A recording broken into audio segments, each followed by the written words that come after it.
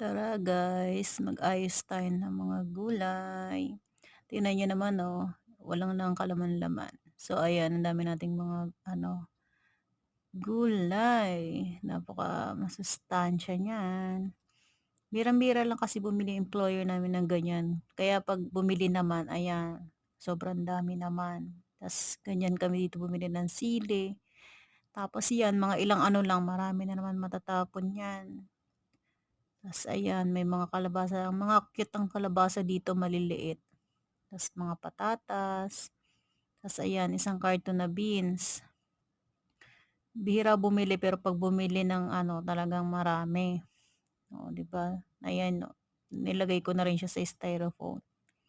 Tas ganyan dito yung sibuyas, hindi nagtitipid. Kung sa Pinas ay sobrang liit 'yan. Ngayon ganyan naman, puno na siya, 'di ba?